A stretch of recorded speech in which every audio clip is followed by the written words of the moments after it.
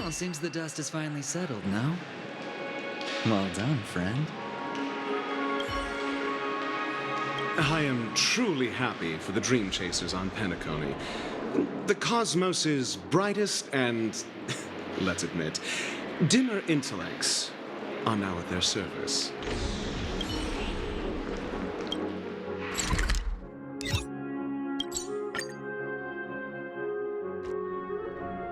The navigation meeting is about to start. We're all waiting for you. Ahem. Looks like everyone's present. Let the navigation meeting commence then. This a meeting to decide our next stop? How we doing this? A show of hands. Hold your horses, cowboy. It's for those to decide. Allow me to explain. Mr. Boothill and Miss Black Swan submitted a request to temporarily travel with the Express for their own personal reasons.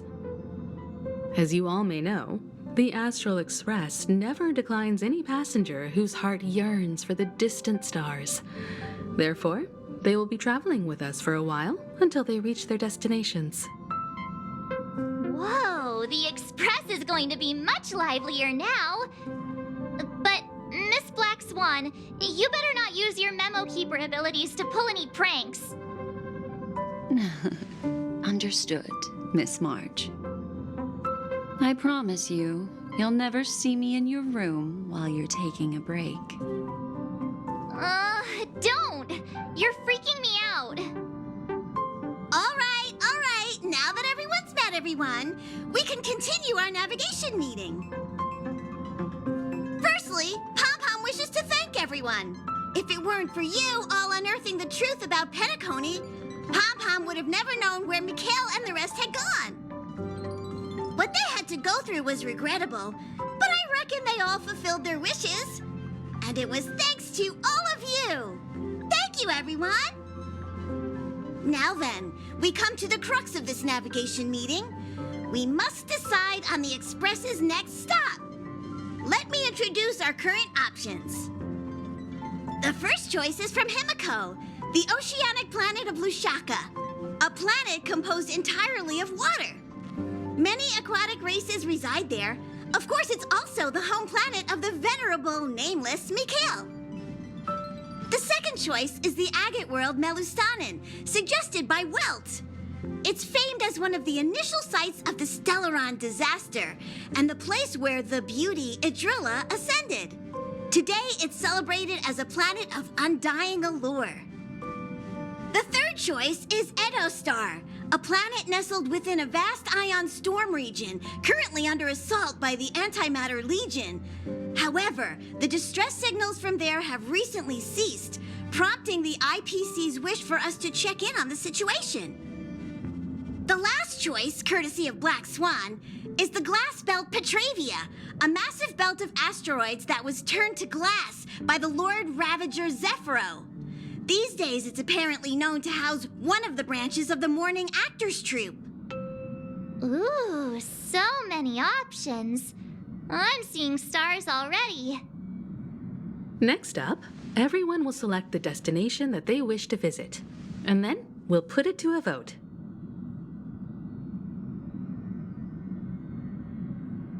This trip to Penacony has allowed me to see another side of the Stellaron disaster.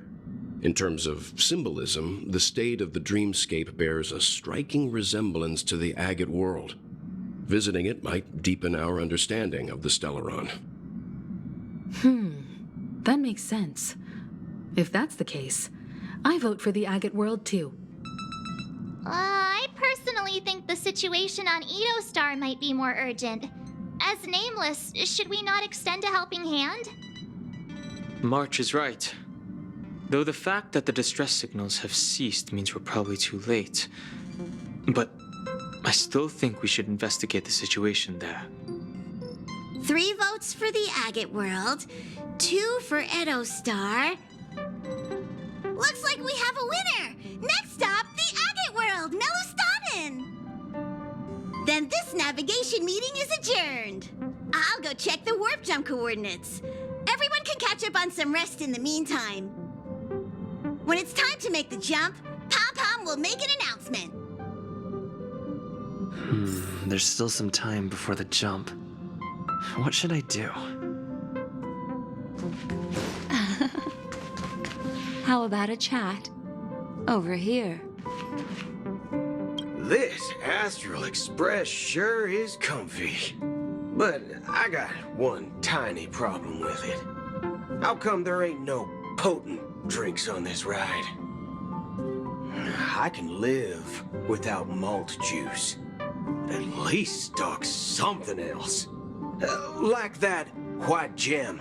Calm as dirt and not too pricey.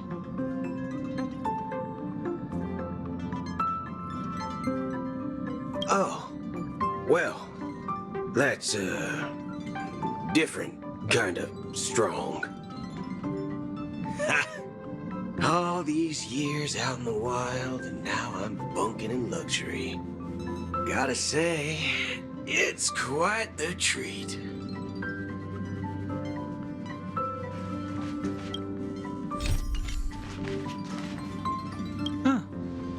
For some reason, I'm suddenly stricken by the feeling that we haven't crossed paths in quite some time. I should have known better than to expect anything serious from you.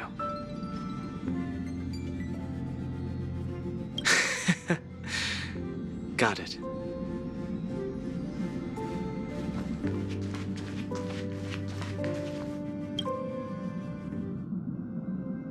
Oh, you're here.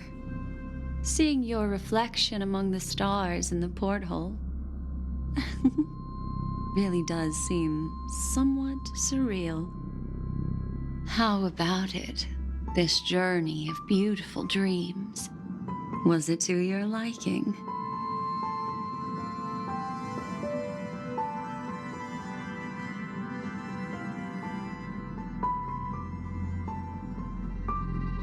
Oh, such elusive emotions. I've never encountered memories quite like this before. It stirred my curiosity. So, how about you hand that small parting gift back to me? I'm quite eager to have it back.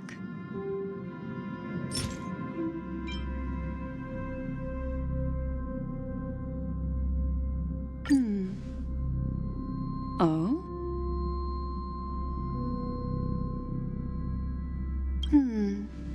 Never mind. I just stumbled upon a particularly fascinating spot in your memory. Before I explain, I would like to apologize to you. This farewell gift I gave you isn't really a compass from the memory zone, but merely an empty light cone. Remember when we entered the hotel in the dreamscape for the first time, and I procured a few trinkets from your companions? Their functions are similar. This way, I can always be attuned to your location, ready to assist immediately if you encounter any threats. But this is not its most intrinsic function. Light cones are slices of light used to encapsulate solidified phenomena. This empty light cone is the same. It can etch your memories in their most vivid form, and then allow me to admire and manipulate them, turning them into unique mementos. All the world is born from the power of mind and soul, and that power is memory.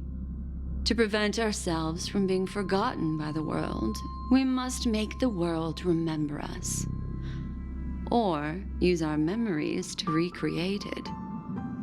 Life, seemingly vast, offers but a scant collection of impactful memories. Some joyful, some sorrowful, some light, some heavy. But you are different. Memory is a reflection of the future. Within that reflection, I see your unparalleled worth. You have the power to craft memories that can captivate the world. Your memory can illuminate the universe's future path. And that memory will be as scintillating as the star clusters you see in this portal.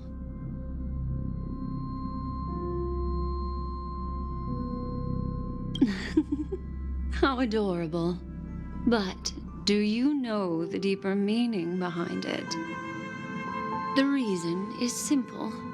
In this grandiose and ostentatious dream of the families, only you personally experienced the entire course. Patience, my friend. I will reveal the answer to you, but that time is not now. Turn around and take a look at your friends. Every one of them is reveling at the arrival of their next destination, all filled with hopes and expectations of their own present and future.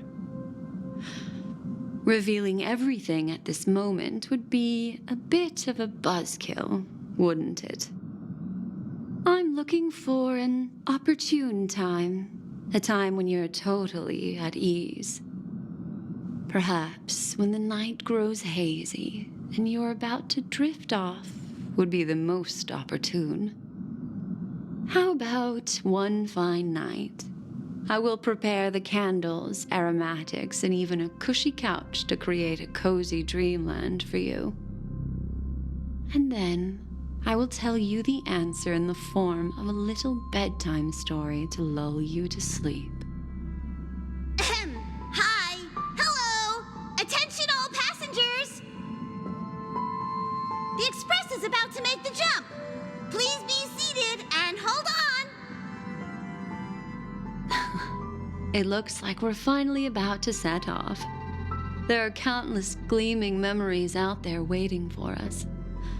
Why don't we just leave it at that for now? That's right. As a small token of compensation for playing that little trick on you with the empty light cone, I will gift you with some words.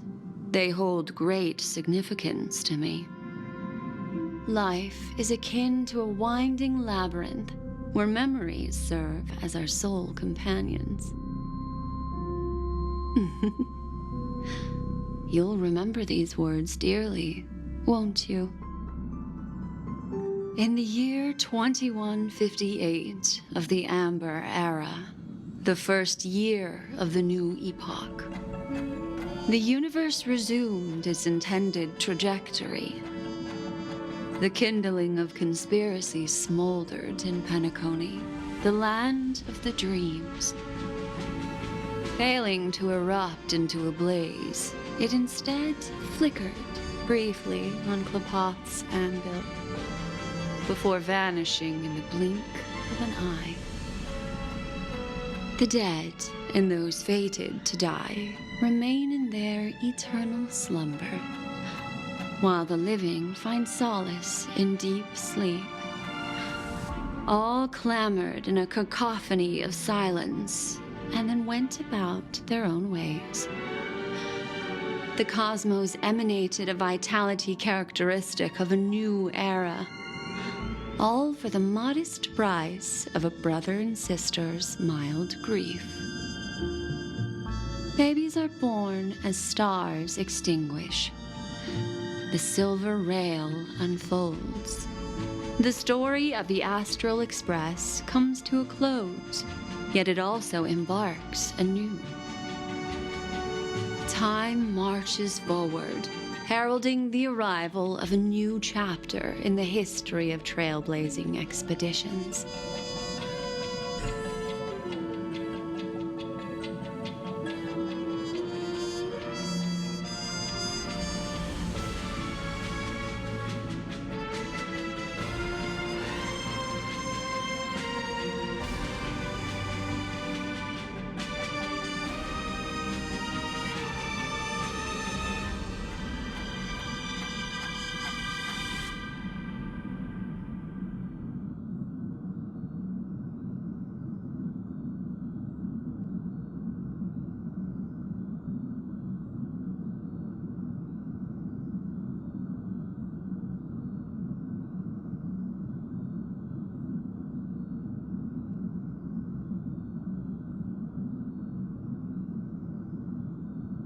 Countless shooting stars streak the sky tonight. If you can pick the right one, it will carry your wish to thousands of distant worlds. You're feeling very relaxed now, aren't you? So, then, it's time to tell you a little bedtime story. Well, let's start with a conclusion. The crew was defeated in the battle against Sunday. Everyone in Penacony failed, and no one survived. But don't panic. The truth, as horrifying as it may be, is not yet irreversible. There's still a glimmer of hope, and that's why I'm here. Next, I'll use this empty light cone that carries all your memories to relive everything that happened before. And when this story reaches its end, I'm sure someone as clever as you will notice that. There's a major flaw in the story you have experienced, yet within that flaw lies a glimmer of hope. Are you ready for it? Do you remember everything? When the clock turned back, the Express started a warp jump, sending you to a strange dream. You were bewildered back then, and then a Galaxy Ranger named Acheron showed you a way out. When you arrived at the Reverie Hotel, you met the doorman Misha and had a confrontation with Aventurine, an IPC representative. Thankfully, Acheron appeared again and helped you. After that, you saved Firefly and explored Penacony together. During the tour, you ran into Sparkle disguised as Sampo and accidentally entered a child's dream. There, I rescued both of you from death, but Firefly didn't return to reality. She realized the truth and tried to involve you in her plan, but that resulted in an accidental death. Even more unsettling, you soon encountered another murder. The 2 cases of death prompted you to investigate the truth behind the sweet dream. Despite your efforts to gather information about the 2 victims, you didn't make much progress. But you did learn about the watchmaker from Gallagher. Meanwhile, Aventurine was secretly carrying out his scheme, in which you were one of the pawns. In the midst of a fierce battle, Acheron revealed her true identity as an emanator of the Nihility and unsheathed her sword. That strike foiled Aventurine's plan and opened a passage between the sweet dream and the original memory zone. Upon your arrival at Dreamflux Reef, you learned the truth that death was actually dormancy, as well as the truth about the dreamscape, the Stellaron, and the bellboy, Misha. You split up with Sunday and Robin, looking for a way to seal the Stellaron. However, it turned out that Sunday and the Dream Master had their own hidden agenda. And you had to engage in an ultimate duel on the stage of the Charmony Festival. Finally, the story reached its conclusion. You emerged victorious, with the Trailblaze triumphing over the Order, and Penacony embracing a bright and peaceful future.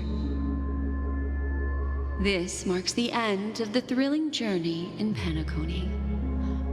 I'm sure you've already noticed something unusual, haven't you?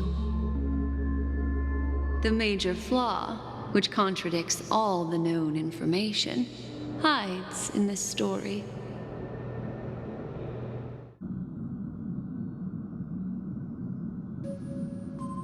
Sparkle. Yes, Sparkle. The most enigmatic and elusive character in the entire story. But, unfortunately, she was the first to uncover the truth, and she did purposefully attack you to create confusion. By the way, she left me a message to pass on to you. Always make sure you can distinguish reality from imagination. Is that a clue, you may wonder? I'm not sure, although I'm pretty sure that the fatal variable has nothing to do with that masked fool. Little Misha. Or should I call him the Watchmaker? He's only a segment of memory in a dream bubble, but his ambition for the Trailblaze led him to leave the bubble and embark on a grand adventure in Penacony. While Misha is a rather special Memory Zone meme, and he was granted power by the Trailblaze, there's still one thing that he shouldn't be able to do. A life born in the Memory Zone could never manifest in reality. So, why did he appear in the Reverie Hotel in reality? The answer is simple. He is the one fatal variable that contradicts all our known information. This means that you, who wholeheartedly believe in this memory, are still trapped in the dreamscape at this very moment. Wake up, sleepyhead. Break free from this eternal dream and return to the real world. We'll find our answers there. The train is about to make the jump. 5, 4, 3, 2.